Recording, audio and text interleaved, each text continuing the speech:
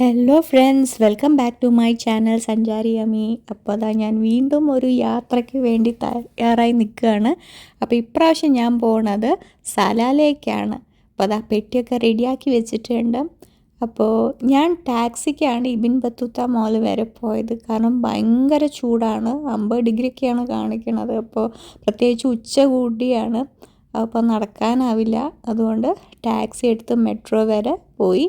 അപ്പോൾ ഇവിടുന്ന് നമുക്ക് പോകേണ്ടത് സ്റ്റേഡിയം മെട്രോ വരെയാണ്. അവിടെ ലുലുവിലാണ് നമ്മുടെ പിക്കപ്പ് പോയിന്റ്.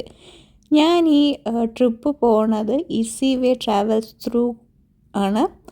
അപ്പോൾ ഇനി നമുക്ക് അവിടെ എത്തിയിട്ട് കാണാം. അപ്പോൾ അതാ ഞാൻ ലുലു പിക്കപ്പ് പോയിൻ്റ് അവിടെ എത്തിയിട്ടുണ്ട്. അപ്പോൾ ഇനിയിപ്പോൾ ആൾക്കാരൊക്കെ വരണം, എല്ലാവരും വന്നിട്ട് വേണം നമുക്ക് യാത്ര സ്റ്റാർട്ട് ചെയ്യാം. അപ്പോൾ ഇതാണ് കേട്ടോ നമ്മുടെ ബസ്. ഇതിലാണ് നമ്മളിനി സലാലയ്ക്ക് പോണത്. ഞാൻ ആദ്യമേ ബസ്സിൻ്റെ അടുത്ത് എത്തി. അപ്പോൾ ഇതിൽ സീറ്റ് അലോക്കേറ്റ് ചെയ്തിട്ടുണ്ട്. ആൻഡ് ദെൻ സീറ്റ് നമ്പർ 22 ആണ്. അപ്പോൾ അതാരും എത്തിയിട്ടില്ല, ഞാനാണ് ഫസ്റ്റ് എത്തിയത്. അപ്പോൾ വേഗം സീറ്റൊക്കെ പിടിച്ച് റെഡി ആയിരുന്നു ട്രാവലിംഗ് തുടങ്ങാൻ. ഞാനാണെങ്കിൽ ദുബായ് വന്ന കാലം മുതൽ ആഗ്രഹിക്കുന്നതാണ് സലാല പോകാൻ. പക്ഷേ ഇപ്പോഴാണ് ആ സമയമായത്. എല്ലാത്തിനും അതിൻ്റേതായ സമയമുണ്ട്, ദാസ എന്ന് പറയുന്ന പോലെ. അങ്ങനെ ഖരീഫ് സീസൺ കാണാൻ വേണ്ടിയിട്ട് നല്ല അടിപൊളി ടൈമിലാണ് ഞാൻ പോണത്. ഒമാൻ്റെ തെക്കൻ ഭാഗത്തുള്ള ദോഫ ഗവർണറേറ്റിൻ്റെ തലസ്ഥാനമാണ് സലാല. അറബിക്കടലിനോട് ചേർന്നാണ് സലാല സ്ഥിതി ചെയ്യുന്നത്. കടൽ, മലകൾ, താഴ്വരകൾ, തെങ്ങിൻ തോപ്പുകൾ, പഴത്തോട്ടങ്ങൾ എന്നിവയാണ് സലാലയുടെ പ്രധാന പ്രത്യേകതകൾ. സലാലയെ മറ്റുള്ള സ്ഥലങ്ങളിൽ നിന്ന് വ്യത്യസ്തമാക്കുന്നത് ഇവിടുത്തെ ഖരീഫ് സീസണാണ്. സാധാരണയായി ജൂൺ മുതൽ സെപ്റ്റംബർ വരെയുള്ള കാലയളവിൽ തെക്കു പടിഞ്ഞാറൻ മൺസൂൺ കാറ്റിൻ്റെ സ്വാധീനത്തിൽ സലാലയിൽ മേഘങ്ങളും ചെറിയ മഴയും മഞ്ഞും അനുഭവപ്പെടുന്നു. മഴയെത്തുന്നതോടുകൂടി മലനിരകൾ പച്ചപ്പിൻ്റെ പുതപ്പണിയും.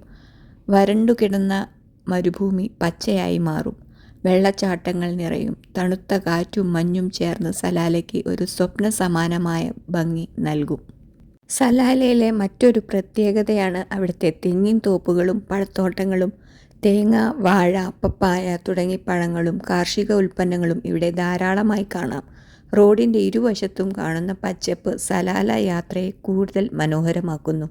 പ്രകൃതിയുടെ പച്ചപ്പ്, മഴയുടെ തണുപ്പ്, കടലിൻ്റെ സൗന്ദര്യം, മലകളുടെ ഭംഗി, പുരാതന ചരിത്രം ഇവയെല്ലാം ഒരുമിച്ച് അനുഭവിക്കാൻ കഴിയുന്ന ഒരു അത്ഭുത നഗരമാണ് സലാല. മരുഭൂമിയുടെ നാട്ടിലെ പച്ചപ്പിൻ്റെ സ്വർഗം എന്ന് സലാലയെ വിളിച്ചാൽ അതിശയോക്തിയില്ല. സലാലയുടെ കൂടുതൽ മനോഹരമായ കാഴ്ചകളും ഖരീഫ് വിശേഷങ്ങളും കാണാൻ എൻ്റെ ഈ വീഡിയോ മുഴുവൻ കാണൂ. വീഡിയോ ഇഷ്ടമായെങ്കിൽ ലൈക്ക് ചെയ്യാനും സബ്സ്ക്രൈബ് ചെയ്യാനും മറക്കരുതേ. നമ്മളപ്പോൾ പോകുന്നത് ദുബായ് അലൈൻ റോഡ് കൂടെയാണ്. മെസ്യാദ് ബോർഡർ പോസ്റ്റ് കൂടെയാണ് നമ്മൾ ഒമാൻ ബോർഡർ ക്രോസ് ചെയ്യാൻ പോകുന്നത്.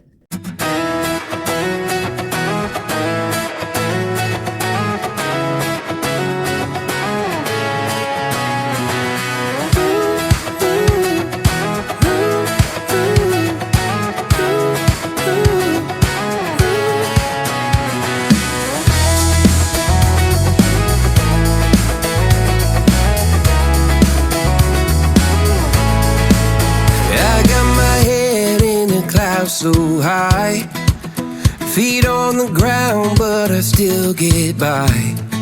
The rules were made for someone else to try, but not me, not me. They said slow down, son, take your time, but I was born running every stop sign. Sky is the limit, no chance to hold.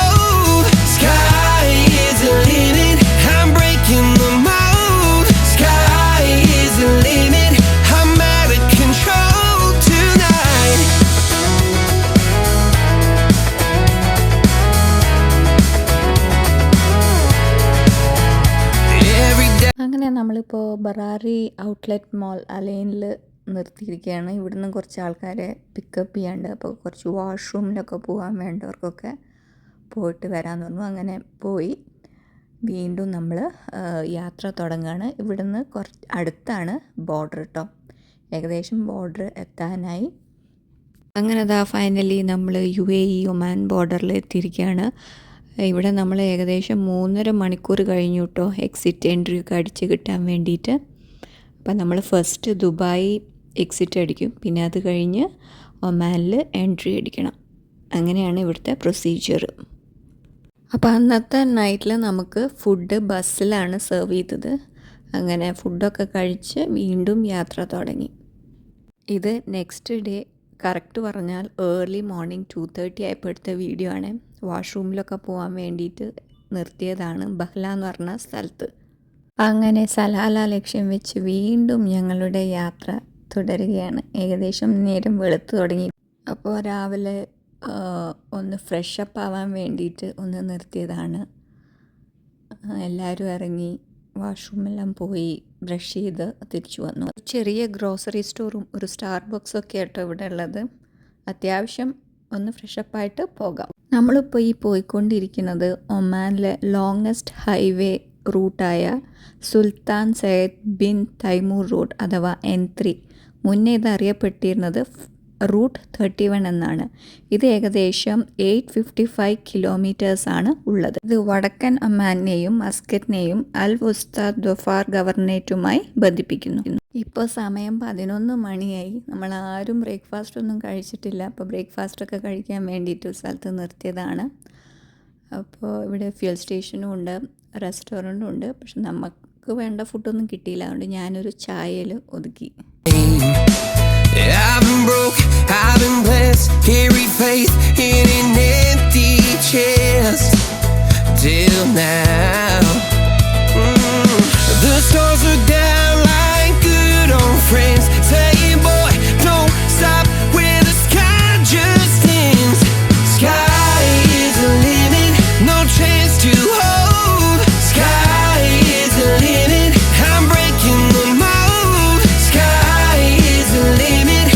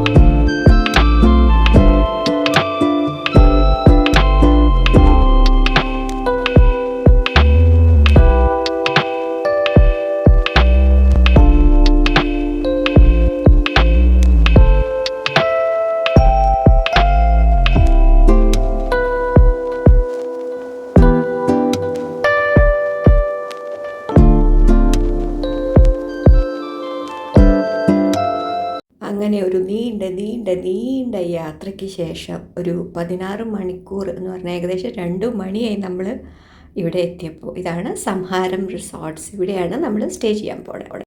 നല്ല ഒരു റിസോർട്ടായിരുന്നു കേട്ടോ. Perfect for family staycation. നിങ്ങൾ relax ചെയ്യാൻ വേണ്ടിയിട്ട് ആലോചിക്കുകയാണെങ്കിൽ ഒന്നും ആലോചിക്കേണ്ട, നേരെ ഇങ്ങോട്ട് പോകുന്നുള്ളൂ. നിങ്ങളുടെ മനസ്സും എല്ലാം ശാന്തമായി അങ്ങനെ തിരിച്ചു പോകും. ഞങ്ങളിപ്പോൾ ഇവിടെ എത്തിയപ്പോൾ സമയം ഏതാണ്ട് 2 മണിയോട് അടുപ്പിച്ചായിട്ടുണ്ട്. അപ്പോൾ എല്ലാവരുടെയും റൂമൊക്കെ അലോട്ട് ചെയ്തിട്ട് കിട്ടിയവരൊക്കെ പോയിട്ടുണ്ട്. അപ്പോൾ ഞാൻ ലാസ്റ്റ് നിൽക്കുകയാണ്. കാരണം എനിക്ക് കിട്ടിയത് ടൂർ കോർഡിനേറ്ററുടെ കൂടെയായിരുന്നു കേട്ടോ. അപ്പോൾ ഇതാണ് നമ്മുടെ വില്ല 302.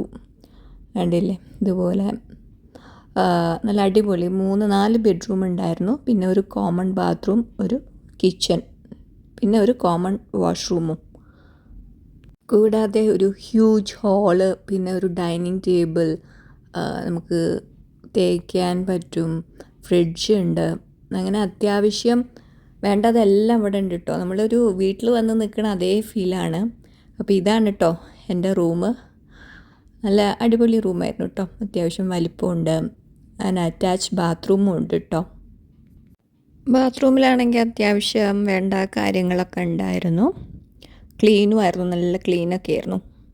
കൂടാതെ ബെഡ്റൂമിൽ ഇതാ വലിയൊരു വാർഡ്രോബും ഉണ്ട്, ഒരു ചെയറും ടേബിളും ഒക്കെ ഉണ്ട്. ഇത് പുറത്തേക്ക് പോകുന്ന ഒരു എൻട്രൻസ് ആണ്. അപ്പോൾ ഞാൻ ഇതോടുകൂടി ഈ വീഡിയോ ഇവിടെ വൈൻഡപ്പ് ചെയ്യാണ്. സലാലയിൽ ബാക്കി വിശേഷങ്ങളും കാഴ്ചകളൊക്കെ ആയിട്ട് അടുത്ത വീഡിയോയിൽ കാണാം. അതുവരെ എല്ലാവരും take care and stay tune to Sanchari Ammi. Bye by.